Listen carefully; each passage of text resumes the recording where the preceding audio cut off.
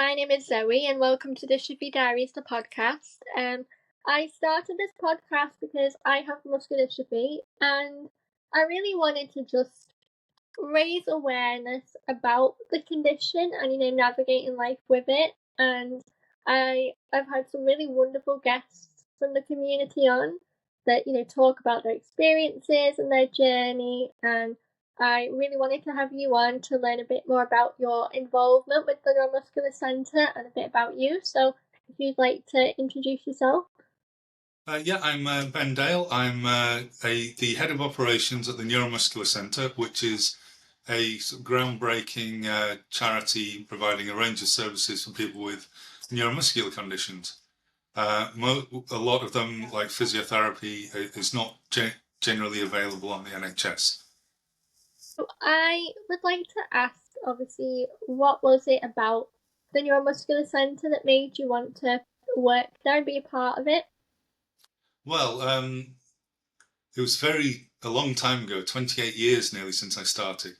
I'd actually dropped out of university, and my mum said either go back to university or have a look at this job. She'd found this job and said basically you're not coming home. So I applied for the job, and it was an assistant business manager, and they took a chance on me, and I was very grateful that they did that. And then over the years, obviously the centre's grown and my role has grown as well. So we have, we had a great experience together, I think, the charity and myself. Absolutely. It's definitely been quite a long relationship that you've had with them, which is amazing. Yeah. What is it about the Neuromuscular Centre that you feel really makes it so special to people within the muscular dystrophy community?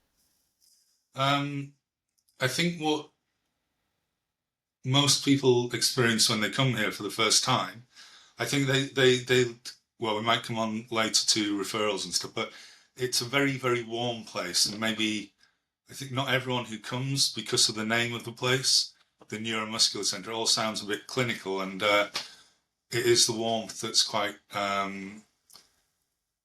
good experience for people, I think. Everyone's so friendly around here. And I think you'll know it can be quite wearing having MD. Mm-hmm. You get diagnosed with a long-term incurable condition, but there aren't really any services for you. So a lot of people with the condition are sort of told no all the time, and then they come to the centre and suddenly they're told yes, and we can help. And I think the fact that people feel supported when they previously haven't been is a really important step for them, and it's a great relief, I think. I have to say, I've really noticed with it, because obviously doing this podcast and different speaking events, I've met a lot of people within the community, and this centre is talked about so much by people that use it, and it's always such positive reviews and feedback that I hear from people. And I think, as you're right, unfortunately on our journey we do hear no a lot, and there's not really a lot of services for us. I mean, even just trying to find a physio that is familiar with your type of condition is so difficult, and so to be able to have a place where there's a bit of everything and there's that support and there's a welcoming, I think it's vital for the community, and that's clearly shown in just how many people rave about it. I mean, gosh, I've lost count of how many people have recommended it to me over the last few months alone. Yeah. Have you ever been? No, I haven't been. I kept booking in for open days, and then it coincided with when I wasn't very well, so I wasn't well enough to make the journey for a while. But I'm intending to book on and come, because there's so many things that I think would be helpful and beneficial, and I think I can't not really. Well, yeah, because there's so much more than a physio service. There's lots of other support available. It's a very positive environment, and I think you get a lot out of coming over here. So for people that haven't heard of the centre and, would like to get to know more about it, what is the process of being able to attend? Is there a specific referral process that people need? Yes, it's either it's from a NHS clinician, so usually GP, sometimes a consultant, sometimes a physiotherapist. So we would need an NHS referral, and then from that point we would contact the individual and invite them to a welcome day. So rather than getting straight into a physical assessment in the physio department, as I said, there's a lot more to the NMC than that. So there's, we provide OT kind of services with benefits advice, home adaptations, training opportunities in graphic design. We have a maker space now with a 3D printer and a laser cutter printer. I think it's a printer, and a graphic design company which we have staffed mainly by people with neuromuscular conditions, and lots of other sort of social activities. We have a group called Connect Up, which goes on trips. We have canal boat rides with accessible narrowboats, and all sorts of trips to places where we check them out first for their accessibility, because you'll know it's a barrier sometimes.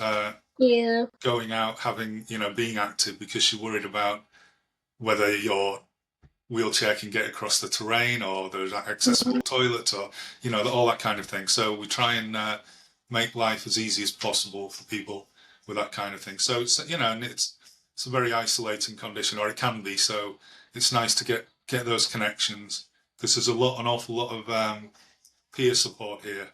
There's an awful lot of lived experience. So if I'm going through an issue, guaranteed someone else has been through that and overcome it, and wheelchair advice, home adaptations, that kind of thing.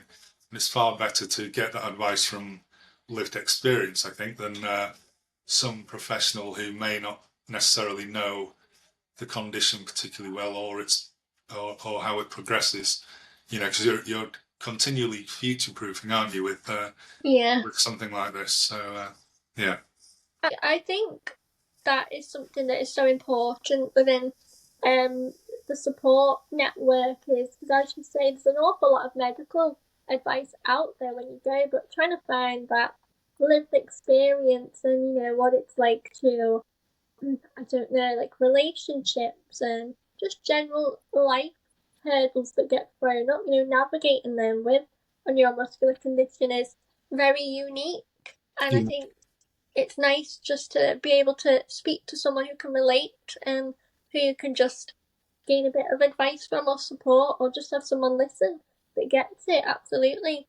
I think, if you don't mind me asking you this slightly more personal question, but with your personal journey with the condition, do you feel that has helped you in your role with the centre? How do you mean? Sorry, in regards to your lived experience and what people might need, and what might be a good idea or not a good idea for people, and keeping it new things and activities. It's a funny one. I think working here and seeing people with MD is really important. Having understanding, because everyone's experiences of it are different. There are so many different types. When I was younger, I was really sporty. I kind of missed that, but then you kind of come to terms with it, don't you? And I suppose that you're continually maybe adjusting your expectations. And I think perhaps in my personal life, I've over-adjusted them too negatively sometimes, and I need a bit of a kick up the bum sometimes. Where when I'm talking to people here, I can be very positive, and it's very easy talking to someone else about being positive, rather than yourself. Am I making sense there? So, yeah, I know what you mean. No, I love the centre is under my skin. I absolutely adore it. I adore most of the people that come here. it's given me real confidence, I think. You know, in a sense, I don't feel like I have MD when I come here. It kind of, I am serving other people with MD. So, and I have, away from the centre, I have quite a active social life, and you know, I do. I'm sadly at the moment a season ticket holder at Man United. Um,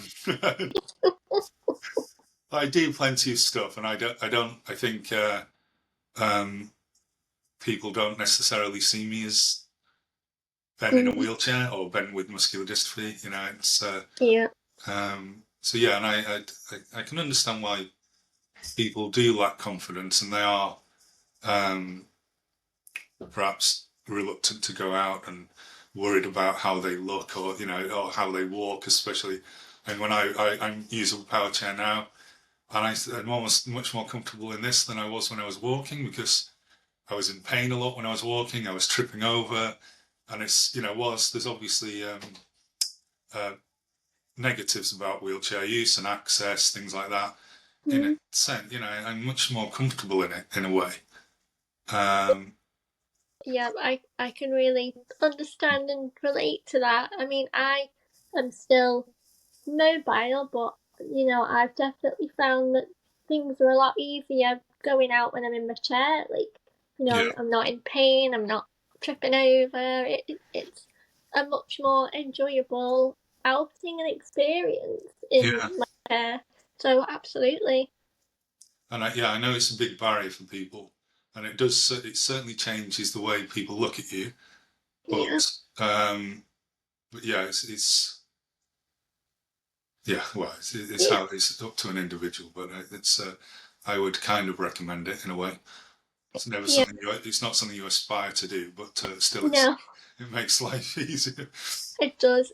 That was actually something I touched on in one of my more recent episodes, was, you know, the acceptance of, you know, using your wheelchair mobility aid, and it actually opens up your life rather than, Yeah, you know, shutting it off. Absolutely. And I think yeah, it's a very personal and difficult journey, isn't it? But as people that are on it, we can recommend and say that, you know, it's been a lot easier for us when we have accepted that help. Definitely. yeah.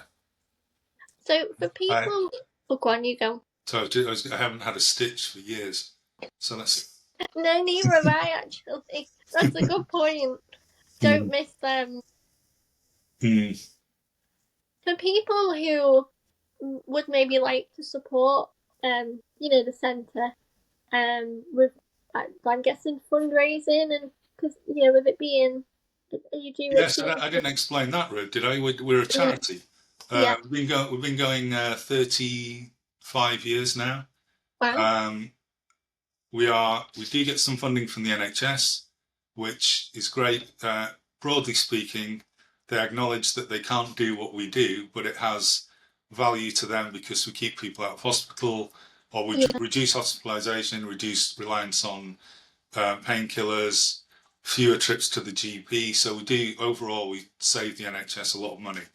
And so I think, broadly speaking, the more pragmatic organisations, they see that and realise that they can't do it themselves, but they will pay us to do it for them. But that just pays for the physio. So all the other services we offer, they are fundraised for.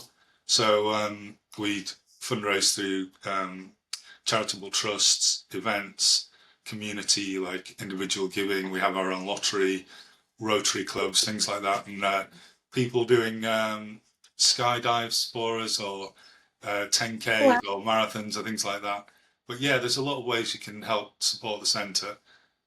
We've got next weekend, actually, we've got our annual tribute band concert at Arley Hall, live in the park. So we've got Wow. a Blondie tribute band, and then a an 80s band which does just a load of 80s covers, and they look awesome. So yeah, that's good fun, and I believe the forecast is about 23 degrees and sunny, so it'll be nice to be out there. It's a picnic concert, so you can bring all your own stuff.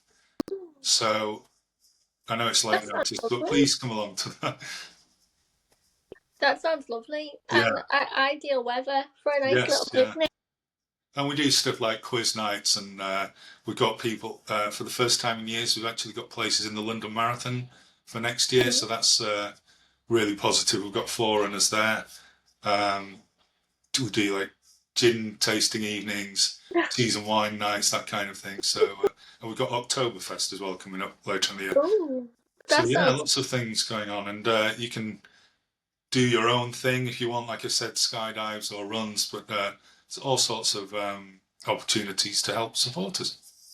That's brilliant. I will obviously, when I upload this episode, I'll include all your details where everybody can find the centre so Yeah, that they know obviously where to find you and get in touch, and also how to fundraise for you, because as highlighted in this, it's very, very important services that make such a difference to the people that access them. yeah. I think my final question, because we've kind of touched on a lot of the questions I was going to ask already. We've kind of flew through that a bit quicker than I was expecting, but that's not a Okay. bad thing. But what would you really like people to kind of know about the centre, in the sense of, for anybody that's never been, that has maybe just now heard of it and might benefit from coming along, what would be your welcoming, message to them?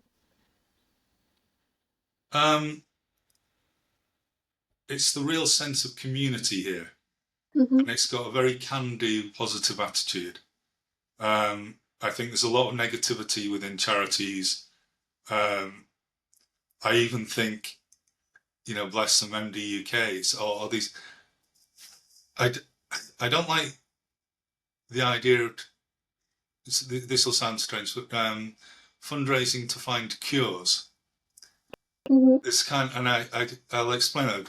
It's kind of his life is so terrible as he is. He must need a cure for it to be better, and it doesn't have to be that way.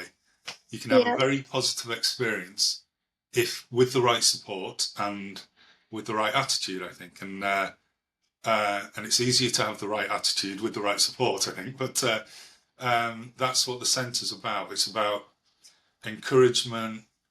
Uh, what you can't, rather than finding ways to get out of work and be on benefits, it's kind of we want to help you remain in work because the discipline of work, the value of work is so important for your self-esteem, oh and it's god, that yeah. kind of thing. We get quite a few people who've kind of cast aside at work. Their employers, oh my God, they've got an incurable condition, it's only going to get worse. Let's encourage them to leave. But it doesn't have to be that way. And I've gone off the trail a bit, but no, it's a community here, and I think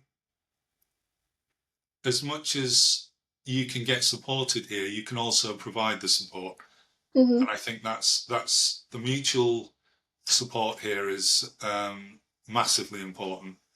And I think people, yeah, you can be cast aside. And I think people feel they have a contribution to make, but they don't have the opportunity to do that sometimes. And here you do. And that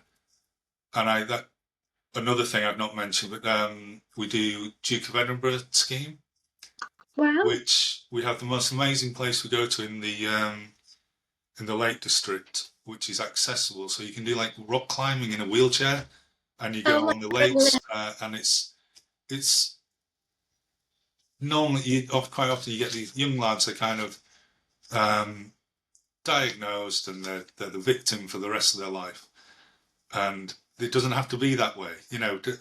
No. The medical support's so much better now that people are living longer. So you got to be a citizen. You can't just lay Yeah. around playing video games all the time. If you can make something of yourself, then there's a great opportunity to do so.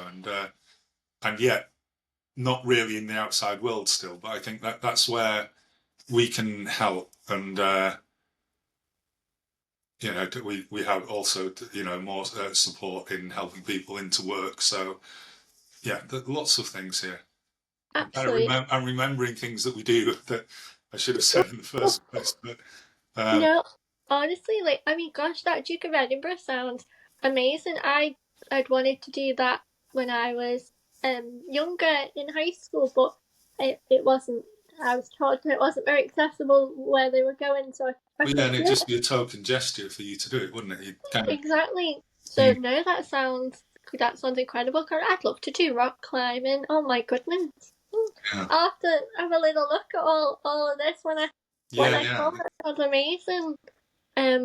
But no, I think you're so right that like everybody has a purpose and everybody has so much that they can bring to the table, and I think it's about helping them realize their potential, what we can do, rather than always being told what we can't do. That's Mm. not helpful to anybody. No, But honestly, it was very I'm so glad we were finally able to do this. I'm sorry that we had to move it a couple of times.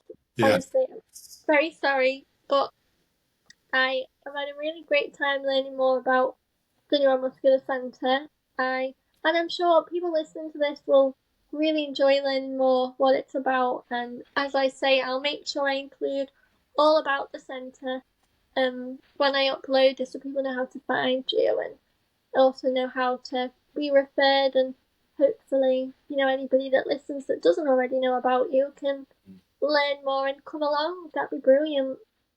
Could I also, sorry, just before we finish, I wanted to mention that we have a partnership with Manchester Metropolitan University, who've done Wow. loads of research over the past 10 or 12 years, I think, and something about, we touched, I can't remember what we were talking about, but they came, Dr. Chris Morse, he's the leader of the research, most of the research that's here.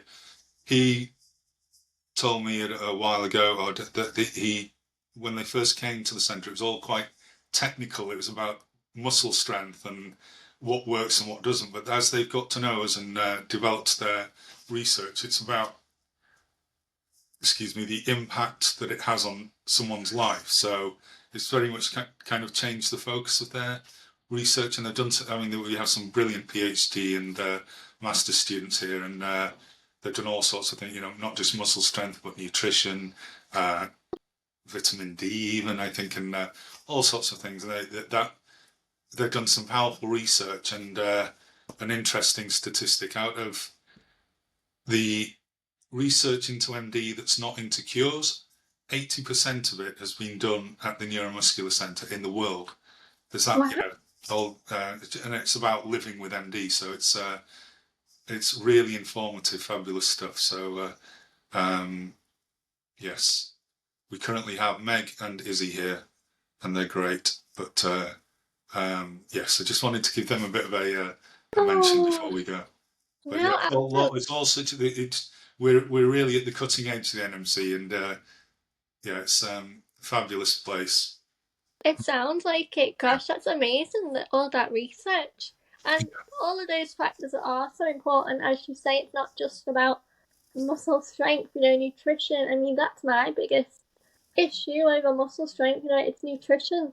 And I think it is for quite a lot of people with it. So that's amazing stride and progress that can only help all of us, really. Yeah. Well, honestly, it was so great to meet you, and I have no doubt that our paths will cross again at the centre, absolutely. I'll make sure I book onto my welcome day again. Yes, please do. Yeah, get re-referred and then come over and I'll give you a tour. It's an amazing place. Absolutely. Oh, well, thank you so much, Ben, for your time, and Okay. enjoy the rest of your day. Yeah. Thank you, Zoe. You too. Bye bye. Bye.